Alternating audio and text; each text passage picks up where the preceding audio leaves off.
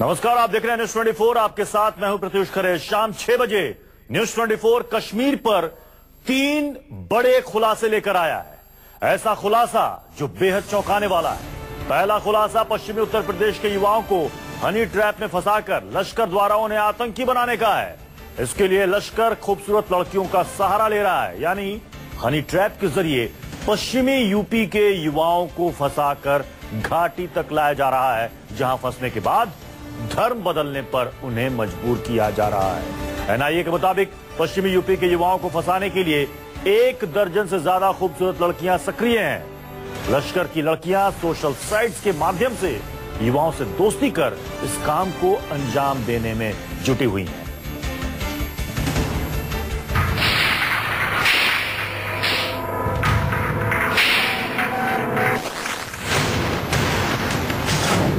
लश्कर की नई चाल, घाटी से मुजफ्फरनगर तक बिछाया लड़कियों का जाल।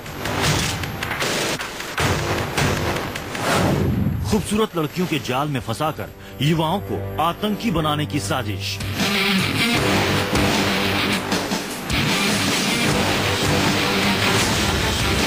घाटी में हनी ट्रैप के लिए खूबसूरत लड़कियों की ब्रिगेड तैयार। पिछले दिनों जम्मू कश्मीर में गिरफ्तार मुजफ्फरनगर के रहने वाले संदीप शर्मा उर्फ आदिल से एटीएस ने जब कड़ी पूछताछ की तो बड़ा खुलासा हुआ। ऐसा खुलासा जो बेहद चौंकाने वाला है। एटीएस के मुताबिक आतंकी संदीप शर्मा ने खुलासा किया है कि घाटी में बैठे आतंकियों ने खूबसूरत लड़कियों का एक जाल बिछाया है। इसी जाल में वो पश्चिम यूपी के युवाओं को फंसाते हैं और घाटी में बुलाकर आतंकी बनाते हैं। संदीप शर्मा और फादिल ने एटीएस को बताया कि लश्कर तैयबा ने कश्मीरी युवतियों को धर्म की आड़ लेकर आतंकियों का साथ देने के लिए तैयार किया है। ये लड़कियां सोशल साइट्स के जरिए युवाओं से संपर्क करती हैं। लड़कियों की खूबसूरती के कारण पश्चिमी यूपी के युवा आसानी से उनसे दोस्ती कर लेते हैं। फिर ये लड़कियां मिलने के लिए कश्मीर बुलाती हैं। युवाओं पर धर्म बदलने का दबाव बनाया जाता है। ये लड़कियां आतंकियों से इतनी प्रभावित होती हैं कि वो कुछ भी करने को तैयार होती हैं। कहा जा रहा है कि संदीप शर्मा भी इसी तरह कश्मीरी युवती के प्रेम जाल में फंसकर आदिल बन गया था। एटीएस की पूछताछ में ये भी खुलासा हुआ है कि लश्कर ने संदीप शर्मा को भी पश्चिमी उत्तर प्रदेश के युवाओं को आतंकी बनाने की जिम्मेदारी दी थी। वो अपने साथ आधा दर्जन युवाओं को काम दिलाने के बहाने कश्मीर ले गया। हालांकि युवा बाद में कश्मीर से वापस आ गए। एटीएस को जानकारी मिली है कि कश्मीर से लौटे युवा दिल्ली और पश्चिमी उत्तर प्रदेश के अलग अलग शहरों में नौकरी कर रहे हैं। उनका वेरिफिकेशन भी किया गया है।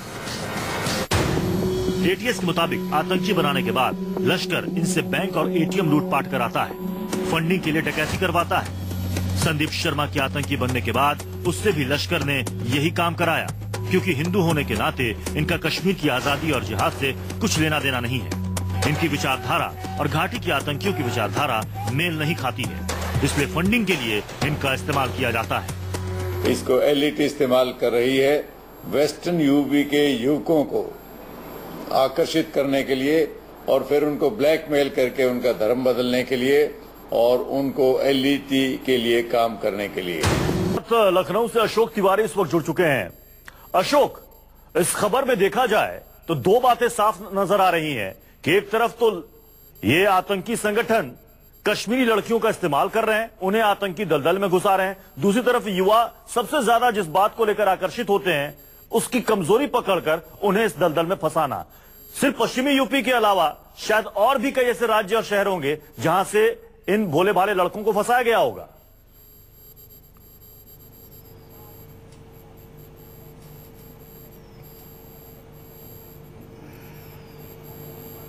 देखिए प्रत्युष, निश्चित तौर पर जब आदिल उर्फ संदीप शर्मा को यूपी एटीएस ने पूछताछ के दौरान तमाम सारे सवाल उसके सामने रखे तो उसने कई चौंकाने वाले खुलासे किए हैं, जिसमें सबसे अहम खुलासा जो है वो यही है कि कश्मीरी लड़कियां सोशल साइट के माध्यम से युवाओं से दोस्ती करती हैं। उसके बाद दोस्ती के माध्यम से उनसे संपर्क बढ़ाती हैं, उनको मिलने के लिए कश्मीर बुलाती हैं और वहां पर जब रिलेशन आगे बढ़ता है तो उनको धर्म परिवर्तन के लिए उनके ऊपर दबाव बनाया जाता है और उसके बाद उनको आतंकवाद की तरफ ढकेला जाता है। सबसे खास बात यह भी है कि लेट यानी कि लश्कर तैयबा इस बाबत कई सारी यानी तकरीबन 1 दर्जन से ज्यादा लड़कियों को इस समय इसमें इस्तेमाल कर रहा है, जहां पर आतंकवाद के रास्ते पर युवाओं को ले जाया जा रहा है। तो फिलहाल अभी पश्चिमी उत्तर प्रदेश में आदिल का नाम ही सामने आया है। हालांकि उसने अपनी पूछताछ में ये भी बात कही है कि तमाम सारे लोगों को वो रोजगार दिलाने के नाम पर कश्मीर ले भी गया था, लेकिन वो वहां से वापस लौट आए थे। तो जिन जिन लोगों को आदिल अपने साथ कश्मीर ले गया था, उनके बारे में भी एटीएस जानकारी इकट्ठा कर रही है। वो कहां कहां पर नौकरी कर रहे हैं, क्या वो अभी जो लश्कर तैयबा है उनके संपर्क में है या नहीं, ये उनके लिए काम करते हैं या नहीं, ये तमाम सारी बातें अभी फिलहाल जांच का विषय बनी हुई हैं। लेकिन इतना जरूर है कि पश्चिमी उत्तर प्रदेश को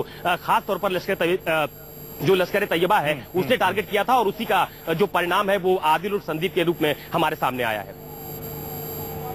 अशोक, क्या संदीप ये बता रहा है कि उसके साथ और कौन कौन लोग थे?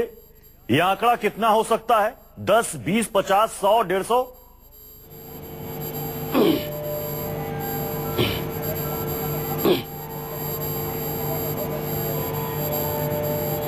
देखिए, अभी जो एटीएस के सोर्सेज हैं उनकी तरफ से दावा किया जा रहा है कि तकरीबन 1 दर्जन लोगों को संदीप अपने साथ कश्मीर ले गया था, जहां पर उनको रोजगार दिलाने के नाम पर वो मुजफ्फरनगर और आसपास के इलाकों से लेकर गया था। लेकिन जब वो लोग वहां पर गए थे तो उसके कुछ समय बाद ही वो लोग वहां से वापस लौट आए हैं, और एटीएस को इस बात की पुख्ता जानकारी मिली है कि वहां से लौटने के बाद तमाम सारे लोग पश्चिमी उत्तर प्रदेश, नोएडा, दिल्ली और आसपास के इलाकों में अपना रोजगार कर रहे हैं, छोटी मोटी नौकरी कर रहे हैं।